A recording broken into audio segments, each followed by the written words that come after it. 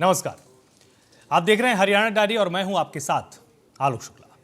किसानों के हितों को केंद्र में रखते हुए मुख्यमंत्री नायब सिंह सैनी ने 2026-27 के बजट में स्पष्ट संदेश दिया है कि खेती को लाभकारी और टिकाऊ बनाना ही सरकार की प्राथमिकता है। मेरा पानी मेरी विरासत योजना के तहत बोनस और सब्सिडी में बढ़ोतरी, देसी कपास को प्रोत्साहन, जैविक खेती करने वाले किसानों को 5 सालों तक प्रोत्साहन राशि, पराली प्रबंधन और डीएसआर जैसी आधुनिक तकनीकों पर लगातार सहायता।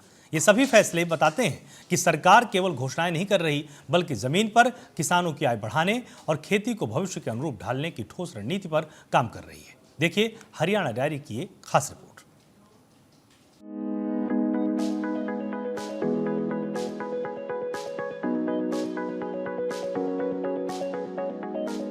जल ही जीवन है।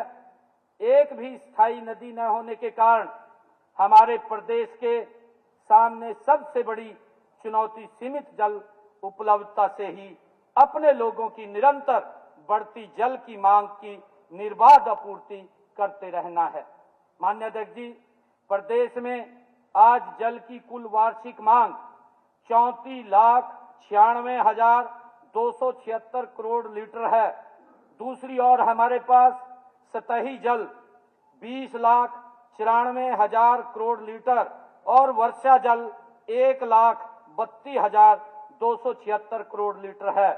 शेष 12,70,000 करोड़ लीटर मांग की आपूर्ति भूजल से होती है।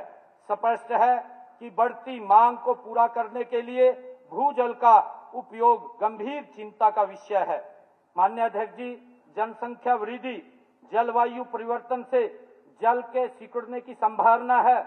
भविष्य सक्षम हरियाणा के लिए यह जरूरी है कि बिना कोई देरी किए सीमित पानी का कुशलतम प्रयोग किया जाए। कबीरदास जी ने, माननीय अध्यक्ष जी, कहा है कि काल करे सो आज कर, काल करे सो आज कर, आज करे सो अब, पल में प्रलय होएगी, बहुरिये करेगा कब। ये कबीरदास जी ने कहा है। अतः इस वर्ष विभागवार बजट प्रस्तावों के प्रस्तुतिकरण की परंपरा से हटकर मैं पानी से जुड़े सभी मुख्य विभागों के बजट प्रस्तावों को एक साथ प्रस्तुत करूंगा। आज का मेरा जल संरक्षण और संवर्धन पर यह ध्यान पूरे वर्ष सरकार के सभी विभागों की करनी में भी ये झलकेगा। माननीय अध्यक्ष जी, कृषि एवं संबंधित क्षेत्र, हरियाणा का किसान केवल देश का अन्नदाता नहीं बल्कि हरियाणा की आर्थिक सामाजिक स्थिरता का सशक्त आधार भी है। इसलिए किसान की आशा हमारी सरकार की दिशा है। माननीय अध्यक्ष जी, पिछले बजट में मैंने उर्वरकों के तर्कसंगत प्रयोग के लिए इंटीग्रेटेड फर्टिलाइजर मैनेजमेंट सिस्टम को मेरी फसल मेरा ब्यौरा पोर्टल के साथ एकीकृत करने की घोषणा की थी। इससे वर्तमान रबी सीजन के दौरान उर्वरक वितरण में पारदर्शिता आई है। 8 अक्टूबर 2025 से 28 फरवरी 2026 के बीच केंद्र सरकार को उर्वरक सब्सिडी में 704 करोड़ रुपए की बचत हुई है। माननीय अध्यक्ष जी, 15 जनवरी को हिसार में कृषि, बागवानी, पशुपालन, मत्स्य पालन और सहकारिता से जुड़े 362 किसानों तथा कृषक उत्पादक संगठनों से जुड़े भाइयों और बहनों से विचार विमर्श में मुझे कुल 58 सुझाव मिले थे। मैंने न केवल इन सभी सुझावों को वरना AI चैट बॉट से प्राप्त हुए अधिकांश सुझावों को भी किसी न किसी रूप में इस बजट में शामिल किया है। वर्ष 2026-27 के मेरे मुख्य बजट प्रस्ताव इस प्रकार हैं।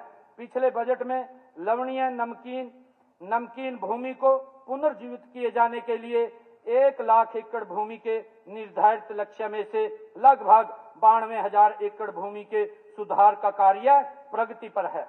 वर्ष 2026-27 के लिए भिवानी, रोहतक, गुरुग्राम व अन्य जिलों में अतिरिक्त 1,40,000 एकड़ भूमि को खेती लायक बनाने का मेरा प्रस्ताव है।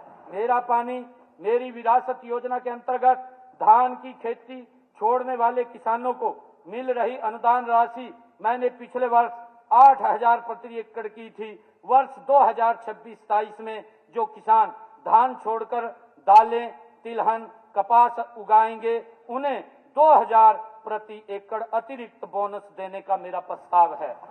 माननीय अध्यक्ष जी, मैंने अगले 3 वर्षों में प्रदेश के सभी 8 लाख नलकूपों की गुणवत्ता का आंकलन करने का निर्णय किया है। वर्ष 2026-27 में 1/3 ट्यूबवेल अर्थात 2,70,000 ट्यूबवेलों के जल के नमूनों का परीक्षण किया जाएगा। देसी कपास की खेती में प्रोत्साहन के लिए वर्तमान में दी जा रही प्रोत्साहन राशि 3,000 प्रति एकड़ से बढ़ा करके 4,000 प्रति एकड़ करने का मेरा प्रस्ताव है। प्राकृतिक जैविक खेती प्रमाणन पर वह पहले से ही एपीडा से प्रमाणित किसानों को अगले 5 वर्षों तक 10,000 प्रति एकड़ प्रति वर्ष अनुदान देने का मेरा प्रस्ताव है।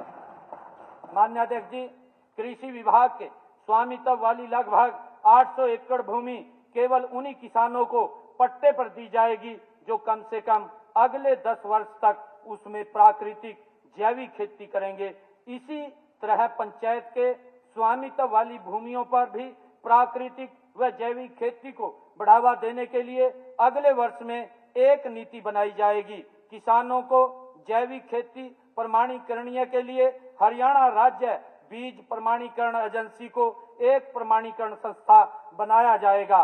पंचकुला, यमुनानगर, करनाल, सोनीपत, रोहतक, गुरुग्राम, फरीदाबाद, हिसार, चरखी दादरी व नारनौल में प्राकृतिक व जैविक किसानों की कृषि उपज बेचने के लिए मंडियों में जगह उपलब्ध कराई जाएगी। साथ ही परीक्षण हेतु प्रयोगशालाएं तथा प्रमाणीकरण के लिए एपीडा द्वारा मान्यता प्राप्त स्तर के केंद्र स्थापित किए जाएंगे ताकि किसानों को अपनी प्राकृतिक व जैविक कृषि उपज बेचने के लिए बेहतर बाजार मिल सके। धान की पराली का प्रबंधन करने वाले किसानों को दिए जाने वाले 1,200 रुपए प्रति एकड़ अनुदान को तथा डीएसआर अपनाने के लिए किसान को दिए जाने वाले 4,500 रुपए प्रति एकड़ के अनुदान को वर्ष 2026-27 में भी जारी रखा जाएगा। हरियाणा के किसानों को देश के विभिन्न प्रदेशों में आधुनिकतम तकनीकों, उन्नत कृषि पद्धतियों, नए बाजारों से जुड़ने के अवसर जांचने के लिए हर जिले से कम 100 किसानों को एक्सपोजर विजिट पर भेजा जाएगा। किसानों को 4 फुट की दूरी पर चौड़ी कतारों में गन्ना रोपण अपनाने के लिए किसानों को दी जा रही 3,000 प्रति एकड़ की प्रोत्साहन राशि को बढ़ाकर 5,000 प्रति एकड़ किया जाएगा। माननीय अध्यक्ष जी, प्रदेश की हर सरकारी चीनी मिल अपने क्षेत्र के किसानों को शुगर केन हार्वेस्टर उपलब्ध कराएगी ताकि श्रम लागत में कमी आए। टिश्यू कल्चर के माध्यम से गन्ना की उत्पादकता में वृद्धि होती है और इस विधि से तैयार हुई पौध को किसानों को अब मुफ्त में उपलब्ध कराया जाएगा। माननीय अध्यक्ष जी, किसानों को एकल आंख विधि से गन्ने की बिजाई करने पर 3,000 प्रति एकड़ की राशि को बढ़ाकर 5,000 प्रति एकड़ किया जाएगा। ग्रामीण उत्पादकों की सीधी बिक्री हेतु प्रदेश में हरियाणा राज्य कृषि विपणन बोर्ड द्वारा ग्रामीण हाट मंडियां स्थापित की जाएंगी, जिन्हें एफपीओ द्वारा निर्मित पैक हाउसेस से लिंक किया जाएगा। पहली ग्रामीण हाट मंडी का उद्घाटन किसान दिवस के मौके पर 23 दिसंबर 2026 को किया जाएगा। माननीय अध्यक्ष जी, एफपीओ के बागवानी उत्पादन से लेकर मूल्य संवर्धन एवं विपणन तक एकीकृत संस्थागत समर्थन प्रदान करने के उद्देश्य से बागवानी विभाग का पुनर्गठन कर इसे बागवानी एवं विपणन विभाग के रूप में स्थापित किए जाने का भी मेरा प्रस्ताव है। वर्ष 2026-27 में बागवानी फसलों के पंजीकरण के लिए मेरी फसल मेरा ब्यौरा MFMB पोर्टल को पूरे वर्ष संचालित किया जाएगा तथा एक कोल्ड चेन नीति लागू कर भंडारण मूल्य स्थिरता तथा निर्यात बढ़ोतरी लाने का भी मेरा प्रस्ताव है। माननीय अध्यक्ष जी, मोरनी ब्लॉक को एक प्राकृतिक जैविक ब्लॉक के रूप में विकसित करने के लिए एक योजना 20 वित्त वर्ष में लाई जाएगी। माननीय अध्यक्ष जी, मुख्यमंत्री बागवानी बीमा योजना के अंतर्गत प्राकृतिक आपदाओं से फलों की फसल खराब होने पर मिलने वाले मुआवजे को 40,000 प्रति एकड़ से बढ़ा करके 50,000 प्रति एकड़ तथा सब्जियों और मसालों के लिए मिलने वाले मुआवजे को 30,000 प्रति एकड़ से बढ़ा करके 40,000 प्रति एकड़ करने का भी मेरा प्रस्ताव है।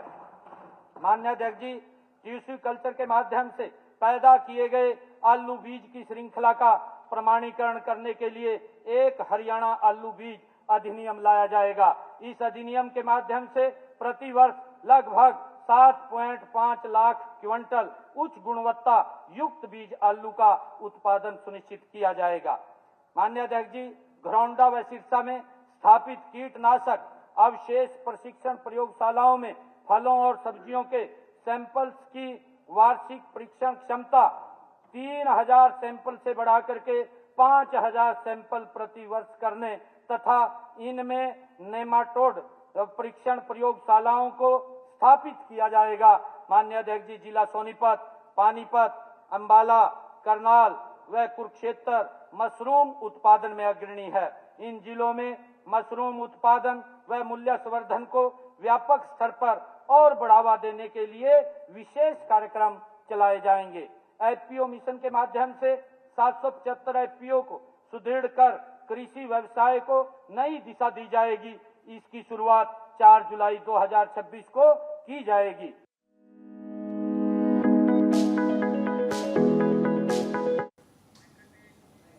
पानी संरक्षण से लेकर फसल विविधीकरण और पर्यावरण संरक्षण तक हर कदम पर किसानों के हित को प्राथमिकता देना मुख्यमंत्री नायब सिंह सैनी की प्रतिबद्धता को दर्शाता है। सब्सिडी में बढ़ोतरी और योजनाओं की निरंतरता से साफ है कि उनका फोकस किसान की आय बढ़ाने और खेती को आधुनिक बनाने पर है। यही दूरदर्शी सोच हरियाणा के कृषि क्षेत्र को नई मजबूती दे रही है और प्रदेश को टिकाऊ विकास की दिशा में आगे बढ़ा रही है। हरियाणा डायरी में आज बस इतना ही। नमस्कार।